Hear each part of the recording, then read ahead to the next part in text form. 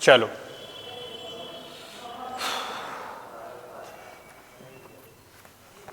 Marker कहाँ कर दिया हमने। चलो नमस्कार साथियों, होलकर परिवार में आप सभी का स्वागत है। हम आज से 3D स्टार्ट कर रहे हैं क्षेत्रमिति में। हम 2D खत्म कर दिया है और आज हमारी क्लास है 3D की, ठीक है ना। आज हम स्टार्ट कर रहे हैं 3D और 3D में जो पढ़ने वाले हैं हम, देखो सबसे पहले मैं आपको बता दूं कि 3D क्या होती है। 3D कुछ नहीं है, आकृतियां पढ़ना है। जैसे कि आपने देखा होगा, बेलन नाम सुना होगा, घन, घनाभ, गोला, शंकु, अर्धगोला, ऐसी आकृतियां जिनको हम हाथ में ले सकते हैं। जैसे कि आपको दिख रहा होगा, ये मैं एक आकृति ली हूँ, ये वाली जो आकृति है वो घन के आकार की है। मतलब जिन आकृतियों को हम हाथ में ले सकते हैं हम उनको 3D कहते हैं। क्या कहते हैं हम? 3D कहते हैं। बात क्लियर है कि नहीं बताओ मुझे, ठीक है ना। तो हम अब ऐसी आकृतियों को पढ़ने वाले हैं जो कैसी हैं, हमारी 3D, ठीक है ना। अब 3D में देखो आता कौन कौन है, मैं नाम बता देता हूँ आपके लिए। जो हमें इंपोर्टेंट, ज्यादा इंपोर्टेंट है, सबसे पहले हम घन पढ़ेंगे और फिर पढ़ेंगे हम घनाभ और फिर पढ़ेंगे हम बेलन, फिर पढ़ेंगे हम शंकु, शंकु के बाद पढ़ेंगे हम गोला और फिर पढ़ेंगे अर्धगोला, अर्धगोला के बाद पढ़ेंगे हम छिन्नक और हमारी 3D खत्म हो जाएगी, ठीक है ना। किस किस को पढ़ना है? सबसे पहले हम घन को पढ़ना है और घन पढ़ने के बाद में क्या पढ़ेंगे हम? घनाभ पढ़ेंगे और घनाभ के बाद में रहेगा हमारा बेलन और बेलन के बाद जो रहेगी आकृति वो रहेगी हमारी शंकु। क्या रहेगी? हमारी शंकु, ठीक है ना। शंकु रहेगी। इसके बाद में क्या रहेगा? हमारा गोला और गोला के बाद में क्या रहेगा? अर्धगोला। क्या रहेगा? अर्धगोला, ठीक है ना। अर्धगोले के बाद में जो अर्धगोला रहेगा, अर्धगोले के बाद में रहेगा हमारा छिन्नक। क्या रहेगा? छिन्नक, ठीक है। छिन्नक के बाद अगर आगे मैं पढ़ाऊंगा तो मैं पढ़ा सकता हूं आपके लिए प्रिज्म और पिरामिड। क्या पढ़ाऊंगा? प्रिज्म और पिरामिड, ठीक है ना। ये आपको 3D में पढ़ना होता है, ठीक है ना। और सबसे ज्यादा अगर इंपोर्टेंट देखें, हमारा घन, घनाभ, बेलन, शंकु, गोला, अर्धगोला, सबसे ज्यादा क्वेश्चन पूछे जाते हैं यहीं से, ठीक है ना। तो बहुत ज्यादा अच्छे तरीके से फोकस करना है। घन, घनाभ, बेलन, शंकु और गोला, अर्धगोला, ये क्वेश्चन कभी कभार आते हैं इनसे, छिन्नक, प्रिज्म और पिरामिड। तो सबसे पहले फोकस हम करेंगे ऊपर की आकृतियों पर, घन, घनाभ, बेलन, शंकु और गोला और अर्धगोला। बात क्लियर है कि नहीं? जो आज की क्लास है, आज की क्लास की बात करूं वो हमारा क्या है? घन है, ठीक है ना। क्या है? घन। सबसे पहले हम घन को देखेंगे, घन कैसा होता है। तो मैं आपको बता देता हूं, घन कहते हैं इसको, घन कहते हैं इसको। आपको दिख रहा होगा कि ये क्या है? हमारा घन है। सबसे पहले इसको कहेंगे कि जो घन हमारा है उसमें 3 चीजें होती हैं। 3 चीजें क्या क्या होती हैं? एक होती है इसमें लंबाई, एक होती है इसकी चौड़ाई और एक क्या होती है? ऊंचाई। और तीनों चीजें कैसी होती हैं? सेम होती हैं। क्या होती हैं? सेम, यानी समान होती हैं। क्या होती हैं? समान होती हैं। आप कह सकते हैं कि सर आज हमको पढ़ना क्या है? घन पढ़ना है, ठीक है ना। अगर आज नहीं सीख सकते तो कभी नहीं सीख सकते, इस बात का ध्यान रखना है, ठीक है ना। घन पढ़ना है। घन में 3 चीजें होती हैं, एक तो लंबाई होती है, एक चौड़ाई होती है, एक क्या होती है? ऊंचाई। और ये तीनों चीजें कैसी होती हैं? समान होती हैं। कैसी होती हैं? समान होती हैं। बात क्लियर है कि नहीं है? लंबाई, चौड़ाई, ऊंचाई कैसी होती हैं? समान होती हैं, ठीक। इसके बाद बात करें आगे, देखो इसके बाद अगर हम आगे देखें, अगर हम देखें क्या हमारा, ये हमारा क्या है? घन है। ध्यान से देखना, घन में अगर हम देखें कि सतह कितनी है, घन में देखें सतह कितनी है। सतह देखो, सतह अगर देखें सबसे पहले तो सतह कहते किसे हैं? देखो जी क्या है? एक सतह है। जी क्या है? एक सतह है। ये क्या है? एक सतह है। तो कुल मिलाकर अगर देखोगे 1 2 3 4 5 6, मतलब अगर हम देखें घन में पहला क्वेश्चन बनता है कि सतह कितनी है? सतह है। तो आप कहोगे सर सतह होती हैं कितनी? होती है हमारी 6, और इन्हीं को हम कहते हैं फलक। क्या कहते हैं? फलक। बात क्लियर? इसके बाद दूसरी चीज, दूसरा क्वेश्चन बनेगा हमारा कि किनारे कितने हैं? किनारे, किनारे, ठीक है ना। किनारे तो इनको क्या कहते हैं? हम फलक भी कहते हैं, ध्यान रखना अच्छे से, फलक, ठीक है ना। फलक। अब किनारे की बात करें, किनारे की, तो किनारे आपको गिनवा देता हूं, किनारे किसे कहते हैं? तो देखो जी क्या होती हैं? किनारे होती हैं। जी क्या है? किनारे। जी क्या है? किनारे। आप देख लोगे सर कि मतलब 1 2 3 4 5 6 7 8 और 8, 4 कहां निकलेंगे? नीचे। 1 2 और 3 और 4। अगर आपके पास कोई ऐसी आकृति है उसमें देख लेना, किनारे का मतलब होता है जी किनूर। इसे क्या कहेंगे हम? किनारा कहेंगे। क्या कहेंगे? किनारा कहेंगे। बात क्लियर है कि नहीं? तो किनारे की संख्या अगर देखें, क्वेश्चन बना हुआ है कि किनारे की संख्या कितनी है? 12 है। बात एकदम क्लियर है कि नहीं? किनारे क्लियर हो गए हैं, सतह क्लियर हो गई। अब बात आती है कोनों की। क्या? कोने। कोने क्या होते हैं? कोने, ठीक है ना। कोने, देखो कोने क्या है, अगर कोने की बात करें और कोने को ही क्या कहते हैं, शीर्ष कहते हैं। क्या कहते हैं, शीर्ष कहते हैं। देखो ये क्या है, कोना है। क्या है, कोना। अंदर से देखेंगे तो क्या बन जाएगा, कोना, और बाहर से देखेंगे तो क्या करेंगे, जैसे इस रूम में है अपन लोग, अब इस रूम से किसको, इसमें किसको क्या कहेंगे अपन, कोना कहेंगे। क्या, अगर बाहर से इस किनारे को क्या कहेंगे, शीर्ष कहेंगे। समझ में आए, इसी को अगर अपन बाहर से देखेंगे तो इसे क्या कहेंगे, हम शीर्ष कहेंगे, लेकिन अगर अंदर से देखेंगे तो क्या कहेंगे, इसमें कोना कहेंगे। देखो ऐसे अंदर अगर देखें इसमें अंदर से तो इसको क्या कह सकते हैं अपन लोग, इसमें तो सामान भरा हुआ है, चलो छोड़ो कोई बात नहीं, ठीक है ना। तो अपन बड़े आराम समझ गए होंगे कि यहाँ पर कोने किसे कहते हैं, कोने जे वाले क्या है, कोने हैं। तो आप कोने का अगर देखें तो कोने कितने आ रहे हैं इसमें, 1 2 3 4 5 6 7 और 8। अगर हम कोने की बात करें या शीर्ष की बात करें तो यहाँ लिख सकते हैं कि सर कोने की बात करें, कोने या फिर क्या, शीर्ष, तो कितने होते हैं बताओ, 8 होते हैं। कितने होते हैं, 8। बात क्लियर है कि नहीं। मतलब ये 3 क्वेश्चन डायरेक्टली आपको पता होना चाहिए कि सतह फलक कितनी होती हैं, 6, या आप किनारे की बात करें तो कितने होते हैं, 12, और कोने या शीर्ष की बात करें तो कितने होते हैं, 8 होते हैं। बात क्लियर है कि नहीं है। अब देखो हमारे लिए पढ़ना इसमें क्या क्या है, निकालना क्या क्या होता है। एक तो निकालना होता है हमें आयतन। क्या निकालना होता है, आयतन, ठीक। और दूसरी चीज क्या निकालना होता है, वक्र पृष्ठ। क्या निकालना होता है, वक्र पृष्ठ, ठीक है। और तीसरी चीज एक निकालना होता है संपूर्ण पृष्ठ। क्या निकालना होता है, संपूर्ण पृष्ठ, ठीक है ना, संपूर्ण पृष्ठ। चौथी चीज क्या निकालना होती है, विकर्ण निकालनी होती है, विकर्ण। तो हमें लाने इनके बारे में अच्छे से ज्ञान होना चाहिए सब। किसे कहते हैं हम, आयतन, ठीक है ना। आयतन क्या होता है तो हम आपके लिए बता देते हैं। जैसे आपको दिख रहा होगा, देखो जैसे मैंने इसको खोल दिया, इसका सामान भी निकाल देता हूं, ठीक है ना। अगर मैंने इसका सामान निकाला, चलो कोई बात नहीं, कोई बात नहीं। देखो अगर इसमें जितनी जो जगह है, मतलब इसमें जो सामान जितना भर सकते हैं उसे क्या कहेंगे, हम आयतन कहेंगे। जो खाली जगह को, इस सतह को नहीं, एक खाली जगह को हम जो जगह है ना, इसमें मान लो इसमें आटा भर दो, अब आटे भरेगा इसमें, जो आटा इसमें जितना आएगा उसे क्या कहेंगे, हम आयतन कहेंगे। समझ में आया कि नहीं आया। जैसे मान लो कोई, अगर कोई मुंह अपना बड़ा करे, कोई करे ऐसा करे, और कोई छोटा, तो उसका देखो जिसका ज्यादा फूलेगा उसका ज्यादा आयतन बन जाएगा, अंदर नहीं बन जाएगा, और जो कम फूलेगा उसका कम आयतन रहेगा। समझ में आया कि नहीं आया। तो इसके जो अंदर की जगह को क्या कहते हैं, हम आयतन कहते हैं। बात क्लियर है, ठीक है। दूसरा क्वेश्चन क्या है, वक्र पृष्ठ। अगर वक्र पृष्ठ की बात करें तो अपन इसको ऐसे बंद कर लें, जैसे ऐसे करके, ठीक है। आपको ऐसे दिख रहा है, अब ऐसा करके ऐसा रख लिया मैंने, ऐसे, ठीक है, ऐसे। अब वक्र का मतलब होता है बगल। वक्र का मतलब क्या होता है, बगल अपनी भाषा में। तो कुछ बगल तो है नहीं है, जो बगल तो नहीं है, ना नीचे ना ऊपर, जो बगल तो नहीं कहला, बगल क्या कहलाती है, जे वाली। तो इसी को क्या कहते हैं, वक्र पृष्ठ। कौन का सा, जे वाली, जे वाली और जे वाली और जे वाली, इसे क्या कहेंगे, वक्र। अगर मैं तुमसे कहूं वक्र में सतह कितनी है तो तुम कहोगे सर 4। अगर मैं वक्र सतह कहूं तो कितनी आएंगी, 4। ध्यान सुन लो, वक्र सतह कितनी आएंगी, 4। कुल सतह कितनी आएंगी, 6। कुल सतह, तो कुल सतह कितनी है, 6। लेकिन वक्र सतह की बात करूं तो कितनी आएंगी। अगर हम देखो वक्र पृष्ठ का क्षेत्रफल निकालेंगे तो केवल इसका, इसका, इसका और इसका निकालेंगे। अगर हम कुल पृष्ठीय क्षेत्रफल निकालेंगे, संपूर्ण पृष्ठ निकालेंगे, तो आप कहोगे सर इसका, इसका, इसका, इसका और इसका और इसका। बात क्लियर है कि नहीं है, ठीक। अब इसके बाद में अगली चीज क्या है, अगली चीज है विकर्ण। अब विकर्ण क्या होता है, देखो जो जगह है ना, इसमें इसको देखना अच्छे से, अगर आपको दिख रहा होगा, जैसे जी अपना क्या है डब्बा, ठीक है।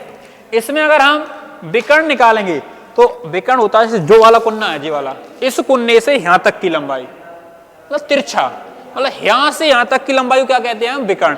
अब देखो आप यहां से भी निकाल सकते हैं, इस कुन्ने से यहां मिलाओगे, या इस कुन्ने से यहां मिलाओगे, इस कुन्ने से आप इधर मिलाओगे। समझ में आया कि नहीं है। तो अंदर एक शीर्ष से दूसरे शीर्ष, लेकिन जैसे मान लो एक कमरा में बैठे अपन, कमरा में जैसे जी वाला शीर्ष ले रहे तो अपन तिरछा लेंगे उधर वाला। समझ में आया कि नहीं आया, ठीक है ना। तो उसे क्या कहेंगे, हम विकर्ण कहेंगे। बात एकदम क्लियर है कि नहीं है, ठीक।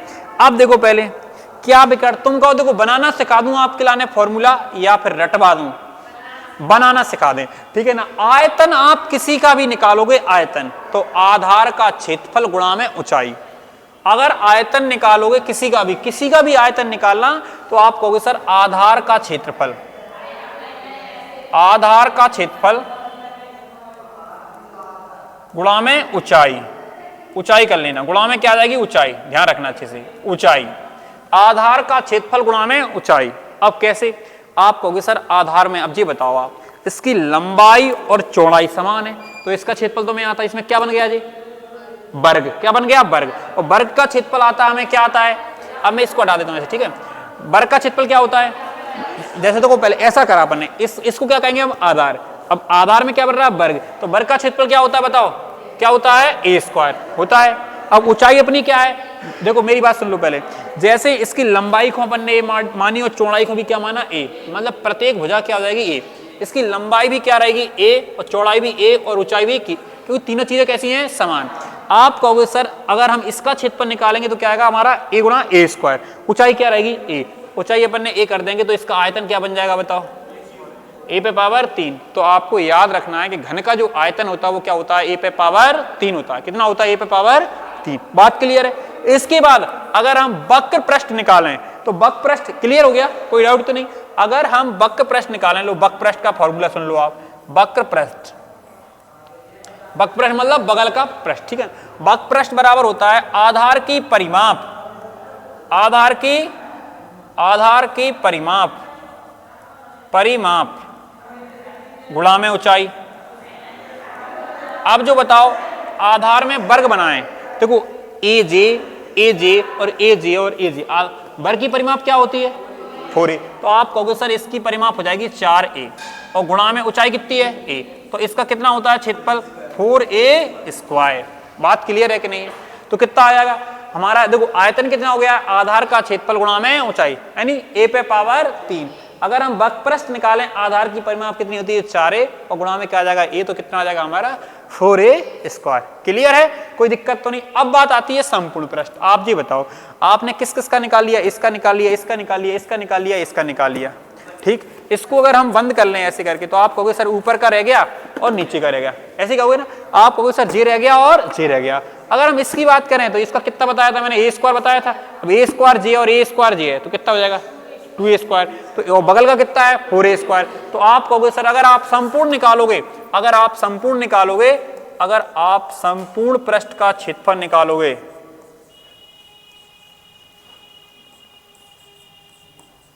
संपूर्ण पृष्ठ का क्षेत्रफल निकालोगे तो आप कहोगे सर हमें पता है बगल का 4a स्क्वायर आना है और 2a नीचे ऊपर कितना है? 2a। तो कुल कितना हो जाएगा? 6a square. या फिर हम ऐसे कह सकते हैं कि एक सतह का होता है a स्क्वायर, कुल सतह कितनी है? 6। तो कितना आ जाएगा? 6a square. कोई डाउट है क्या बताओ? नहीं ना।